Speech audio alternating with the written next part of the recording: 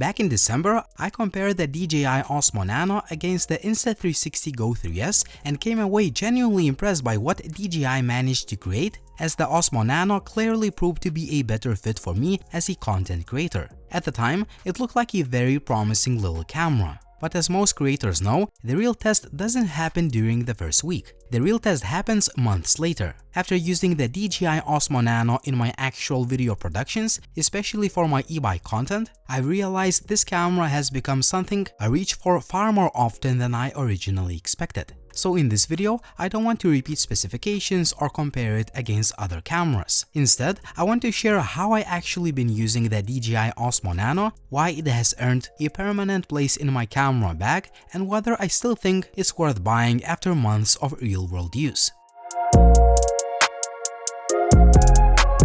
Normally, my main action camera for e-bike and e-moto videos is a DJI Osmo action camera. It offers excellent image quality, great stabilization, and it is extremely reliable. But there are many situations where even an action camera feels too large. I want the lightest camera setup or an alternative filming angle. And that's exactly where the Osmo Nano comes in. The first thing that surprised me was just how often I found myself grabbing it because of its size. The camera weighs only around 52 grams, making it incredibly easy to carry and mount almost anywhere. And because the Nano is so lightweight and it has built-in magnets that help attach the camera to any metal surface, I can set up these shots in seconds. So I really like this particular spot in the garden because this is a metal thing that allows me to attach the Osmo Nano anywhere I want. I can change the angles in a matter of seconds. No need to fiddle with a tripod legs, no need to adjust the height. Just place the camera and attach it. And for example, if I want to do very impromptu product demonstration, I can do this. This is my top-down view. And yeah, I can frame the shot when I take a look at this multifunctional dock. I can control everything remotely, so this is very nice, effortless. So yeah, this is the Osmo Nano. Use cases are pretty much endless. Just find a metal surface and attach it in a matter of seconds.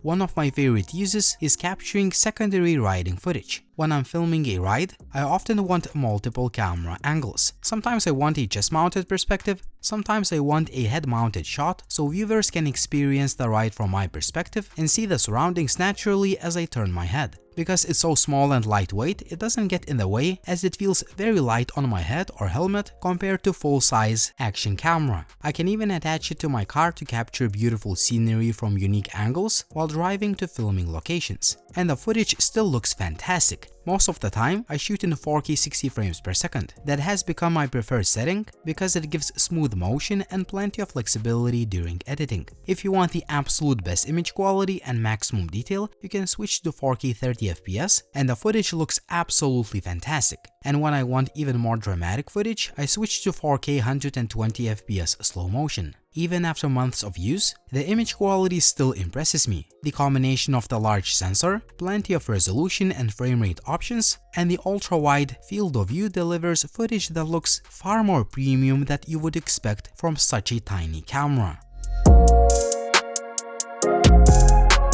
Another feature I've ended up using far more than expected is the magnetic mounting system. When I first reviewed the camera, I thought it was a cool feature. After months of use, I now consider it one of the biggest advantages of the entire product. The camera supports magnetic attachment on both the back and the side, which gives you a surprising amount of flexibility. I have attached it to different vehicles and all sorts of metal structures. And of course, it also works with a magnetic lanyard, which you can either hide underneath your clothes or wear openly, allowing you to quickly and securely attach the camera to your body. And because it attaches to metal surfaces in seconds, I often ended up capturing shots that I otherwise wouldn't even bother filming. In many situations, I don't even need to carry a tripod. Not only does that save space and weight in my gear bag, but it's also much faster. Instead of unfolding a tripod, adjusting the legs, and fine-tuning the height, I can simply attach the camera to a nearby metal surface and have the shot ready within seconds. That's probably the biggest strength of the Nano. It removes friction from the creative process. Here's the Osmo Nano, and here's the van. I'm not going to surprise anyone by saying that most cars are made of metal. So that's why I find myself using the Osmo Nano quite a bit by simply attaching it to the van. I can place it here. I can check the live view on the multifunctional dock. Adjust the angle in a matter of seconds. And the angle seems to be pretty decent. I hit record, and now I can talk in front of the camera and control everything remotely. And if I don't like the angle, I simply take the camera, place it anywhere I want. Super easy. Let's say you are a creator and you want to do a very fast in front of the camera shot. So just do this. No need to start fiddling with the tripod. You don't even need to bring the tripod, which is nice. You save a lot of space. You don't need to carry the tripod. And yeah, just adjust the angle however you want. I also like putting the camera, let's say, on the doors and just go to the shooting location and film like the surroundings while driving the van, which is a nice like behind the scenes B-roll footage. And of course, there are more traditional mounting options available. If you want to attach it to non-metal surfaces, you can use accessories like a suction cup mount, clip mount, or other mounting solutions depending on the shot you want to achieve.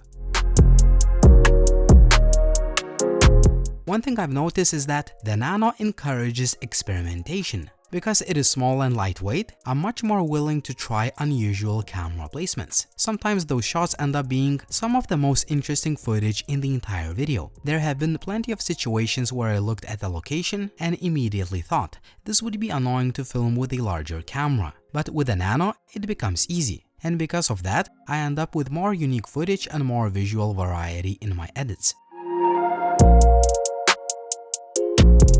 The good news is that the image quality still holds up extremely well. The larger sensor performs especially well during cloudy days and forest rides. Those are conditions I encounter all the time. The footage retains a surprising amount of detail, dynamic range, and overall image quality considering the camera size. The large sensor and high dynamic range capabilities remain one of the camera's biggest strengths. I also continue to use 4K 60 FPS almost exclusively, but I occasionally switch to 4K 30 FPS. After months of use, there are 5 things that stand out the most. Number 1, the incredibly compact size. Number 2, the magnetic mounting system. Number 3, excellent image quality. Number 4, Osmo audio support, which lets me quickly connect the DJI Mic 3 directly to the camera for high quality wireless audio. One of my favorite features of the Osmo Nano and pretty much any other DJI camera that I own is that it supports direct connection to its wireless microphones. Right now I'm using the DJI Mic 3 and it just connects directly to the camera, no other accessories needed, and you can instantly record high quality audio.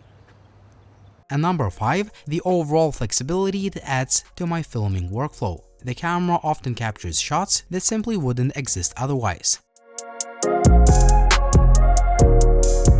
So after months of using the DJI Osmo Nano in real-world video production, my opinion hasn't changed. In fact, it's probably become even more positive. What initially looked like a fun little wearable camera has turned into a camera that I regularly use alongside my primary filming gear. It's not replacing my main cameras, it's not replacing my DJI Osmo action cameras, but it fills a unique role that very few cameras can match. And for creators who want high quality footage from a camera that is incredibly lightweight, Easy to mount and genuinely fun to use, the DJI Osmo Nano remains one of the most useful cameras I've added to my setup in a long time. Tell me in the comment section down below, what do you think about the DJI Osmo Nano? Would you buy this camera or would you choose another option? As always, like the video if you liked it, please subscribe to the channel if you want to see more videos like this, and as always, it was Linus, thank you for watching and see you soon.